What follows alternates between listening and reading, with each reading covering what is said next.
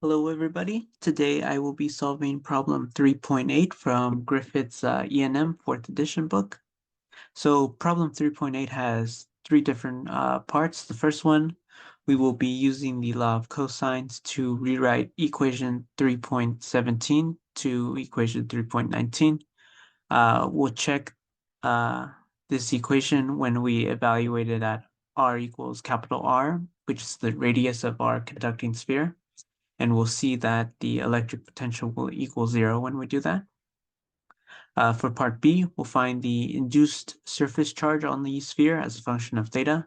Then we'll integrate this to get the total induced charge. And finally, we'll calculate the energy of this configuration. So to give a little context, problem 3.8 follows from example 3.2.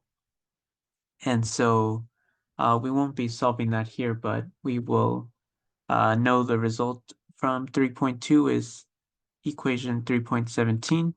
And so basically what we want to do is rewrite the script r and script r prime magnitudes to spherical polar coordinates, and it'll get us to equation 3.19. And so to do this, we will use the law of cosine. So the law of cosine says that the length of the side opposite of an angle theta is equal to this equation here. And so from figure 3.19, we can see this red triangle has the script r opposite to the angle theta, and script r prime will be using this blue triangle. Script r prime is opposite to the angle theta, so we'll be using the law of cosines. So to visualize this, I redrew it here for script r. The magnitude of it is equal to this equation right here. So where we plugged in r as a and then a as b here, and we're using the magnitude of the r vector here. And then so for script r prime, we got ourselves this equation here. Once again, r is equal to a, but not this a, the one in the law of cosines a. And then can here the part of law of cosines here, this is b, so b squared. And so we know b is equal to r squared over a, so we can plug that into our equation here. And so we've done that here. And this comes from equation 3.16 right here. And so once we do that, we can rewrite our equation 3.17. We're going to plug in the script r prime, and this q prime is our image charge from example 3.2, is from equation 3.15 is equivalent to this. And so we'll be plugging that back in. And so here we've done that. We've plugged in our new variables.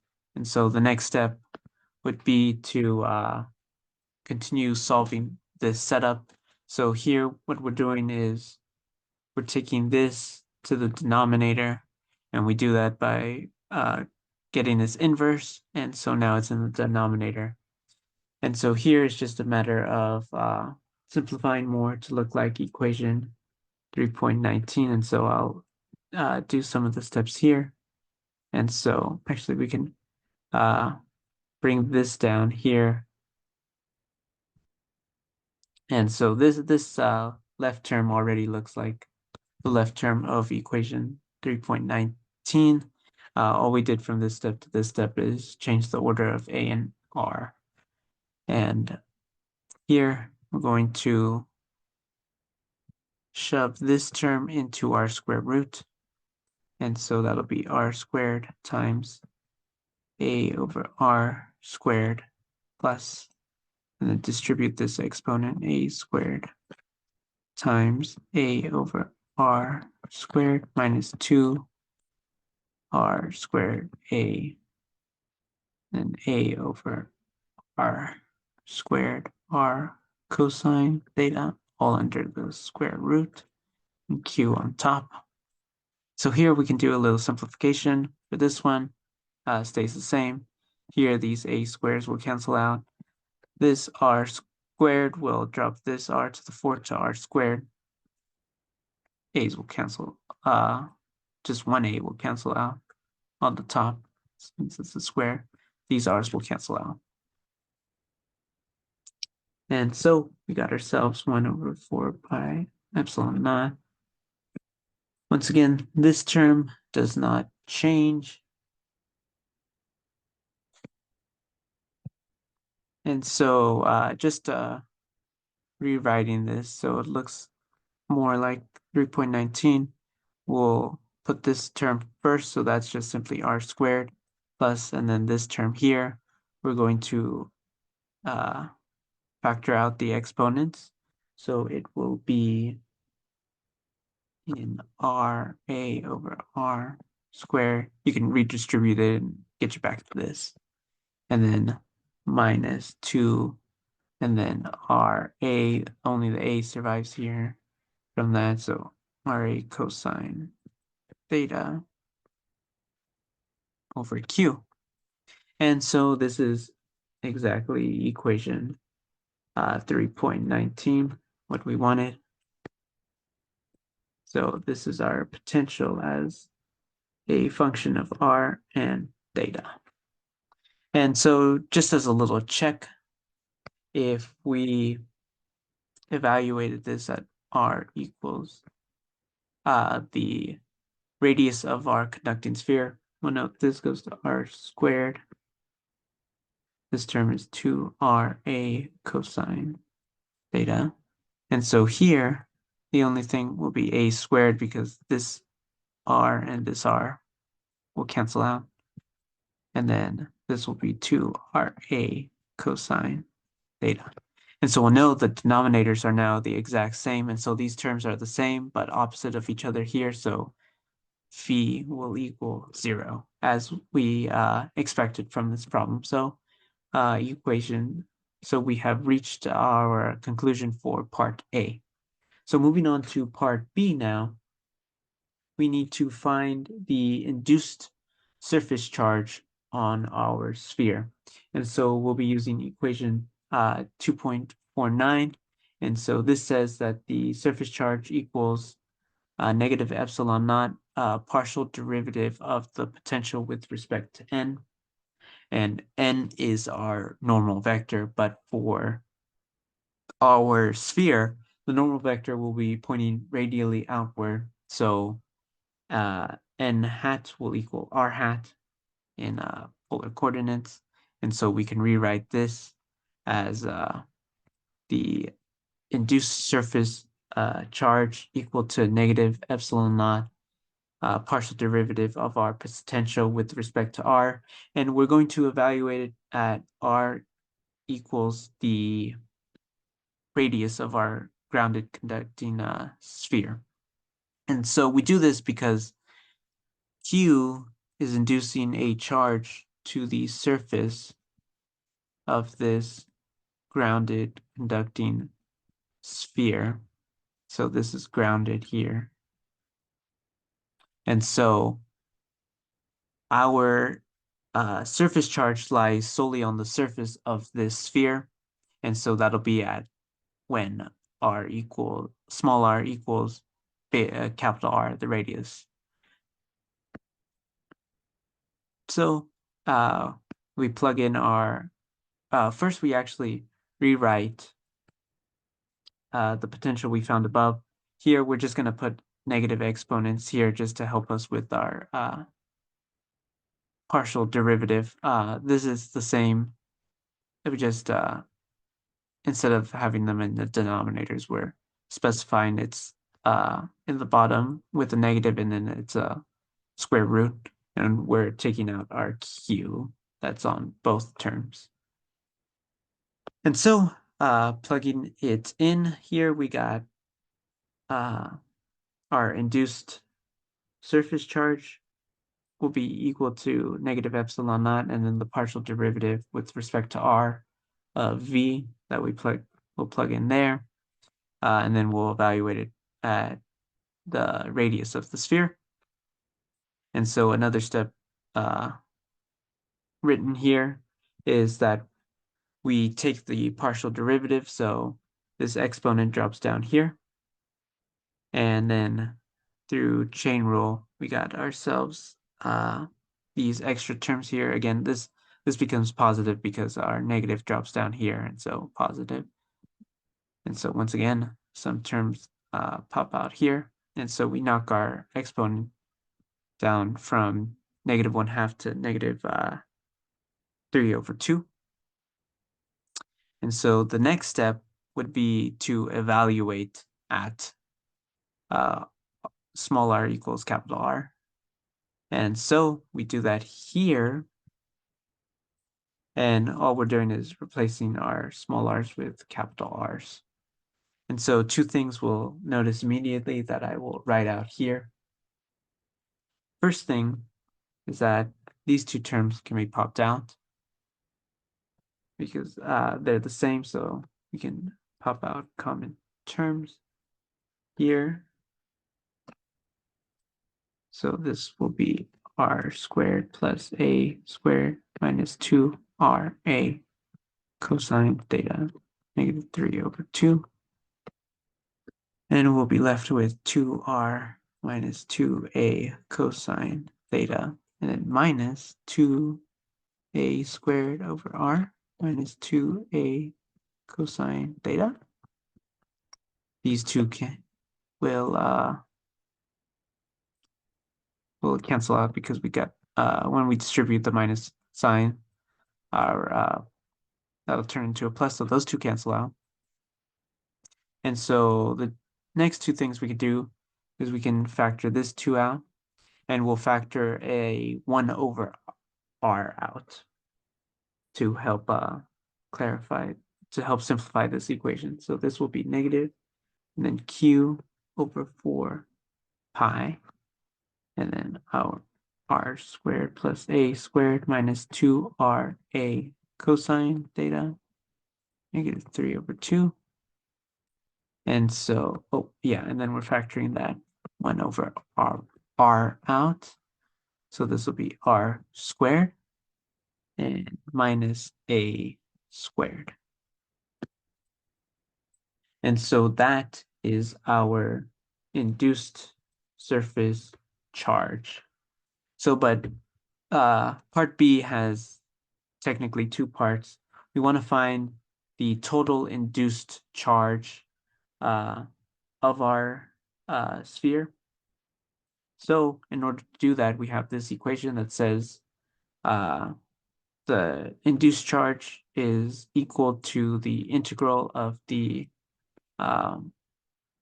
surface charge times the differential, an infinitesimally small differential area dA, this surface integral. And so what we can do is we can plug in this. We know it's this right here that we just found. So we can plug that in. Any constants can be popped out. So this and this along with this are all constant. And our surface integral is a double integral. We got ourselves from theta equals 0 to pi and phi from 0 to 2 pi to get the whole sphere. And so this comes from spherical polar. We have r squared and sine theta attached when we do our spherical polar integral. And so we will proceed by using a u substitution. Our u sub will encompass all these variables, and du will be equal to this right here. And so once we do that, we get our constants can pop out. This comes from the phi integral. Since there's no phi variable here, it's an easy integral. It'll evaluate to 2 pi. So these pi's cancel out. This will set this to 2. And one of these r's will cancel. So we use sub here. Sine cancels out now. Another r can cancel out here. And so we got ourselves, and then this 2 will times by this 2, so we get ourselves. So now let's write out some other parts. So q equals 4.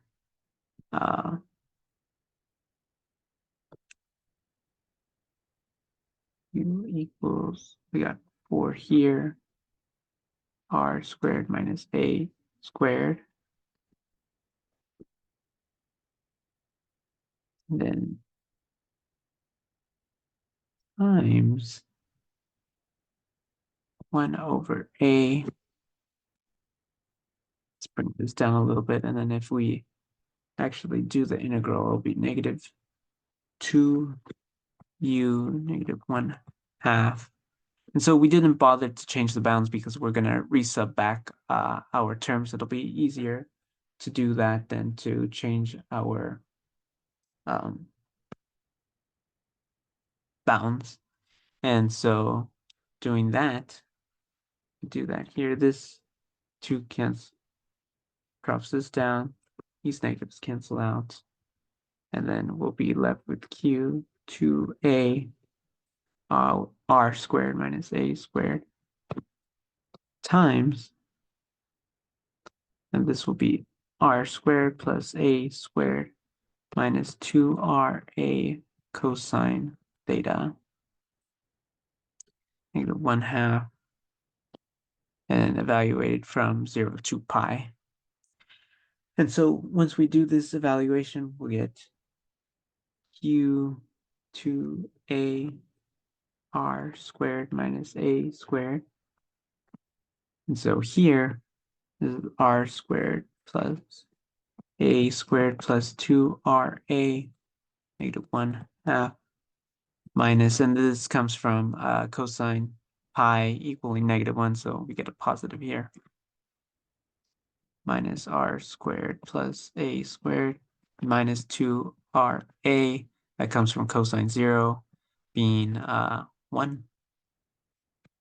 So we get ourselves that. But we'll notice we can actually do some factoring here. This is also equivalent to r minus a, r plus a. And then here, this is equivalent to r plus a squared negative 1/2 minus, and then r minus a squared negative 1/2. And you can factor these out to show that they equal that. And so this is just a factoring trick that we'll do here. So here, before we proceed, we want to note that these terms have a restriction placed on them. So we know that A has to be greater than R, or else Q would be inside the conductor. The charge would be inside the conductor, and this cannot be so for our problem in because our induced surface charge is only at the surface, and in electrostatics, inside the conductor, there can be no Q charged, as we noted from this diagram. It's all on the surface of our sphere.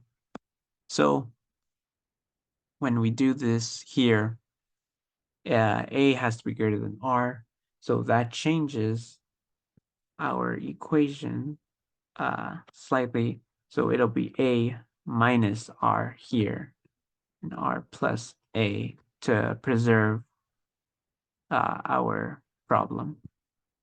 So here, this will be r plus a negative 1. This comes from the exponents canceling out. And then a minus r negative 1. And so we can distribute these inside here, which will be q over 2a. And this will be a minus r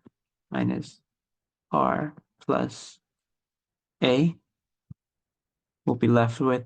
This is a little bit more obvious when you realize that this could be rewritten as r plus a minus 1 over a minus r. And then you'll see the connection when we distribute these out, how we get our result here. And so we see that the a's will cancel out, and we're left with q times 2r for 2a. These cancel out. And so this is q r over a, which we will notice is actually equivalent to our image charge that was used to solve example 3.2. So we will move on to part C. So for part C, we will be using the work. And so work equals the integral of our force vector times some infinitesimally small differential length vector. And so the force on the sphere will be the force of the sphere and the point charge, but that can be changed using the method of images, like in example 3.2, to be the force on q prime and q instead, the electrical force between them. And so with that in mind, then we get this equation here. So the force vector equals 1 over 4 pi epsilon naught times q times the image charge, and then the distance between them is a minus b squared. And so this is in the a hat direction. So for our problem, we will be choosing this coordinate system where they lie on this a hat direction, since both q and then the image charge q prime will be here, so they're both on this axis of a hat.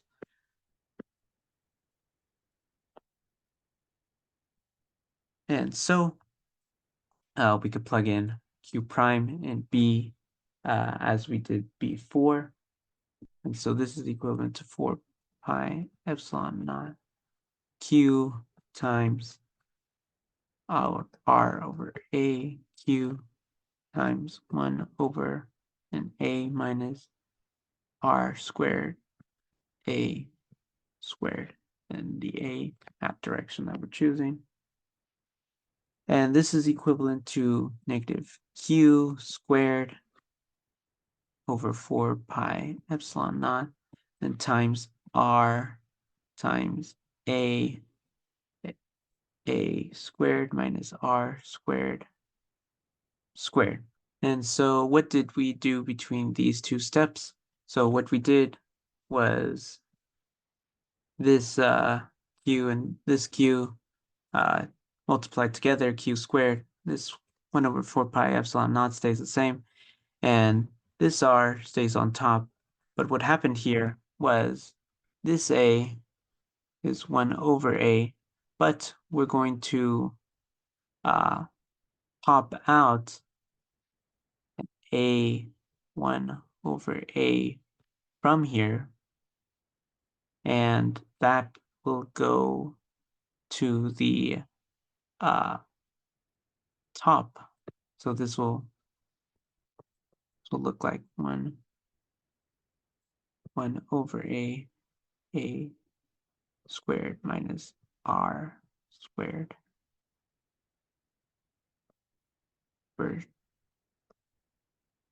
2. And this is actually a squared, what we're popping out. And so this will go on top a squared, and then there's that a that's here on the bottom, so these cancel out. And so that's how we're getting to that right there. And so plugging this into our equation, so we'll note here that the force to bring the charge from we're choosing our infinity as our reference point from infinity to A. So to bring our charge Q from infinity to A, we will need a force that is opposite but equal to the electric force that we found right here. And so that is where this setup comes from, a hat direction, and times the differential in the dA. And this is not a differential area, it's the dA direction. And then a hat in the a hat direction. This is the length a small, infinitesimally small length of a. And so here, for notation purposes, not to confuse ourselves, we'll put a prime here because we're evaluating this at a here, so just to not confuse ourselves. And then we'll pop out constants from this integral, so q squared r, and then 4 pi over epsilon naught. And then this integral, we can evaluate it to be q squared r 4 pi epsilon naught.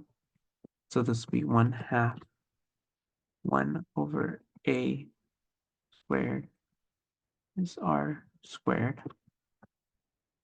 A from infinity to a. So this will equal negative q squared r 8 pi epsilon naught and 1 over a squared minus r. And so this is when we plug in a here, and then when we plug in infinity, the limit as a goes to infinity for this is a squared minus r squared equals 0. So that's why we don't have a second term there. And so finally, writing this a little more neatly, we got negative q squared r on top, 8 pi epsilon naught a squared minus r squared. This is square here. And so that is our solution for part C. So I hope you enjoyed listening to this solution, and thanks for tuning in.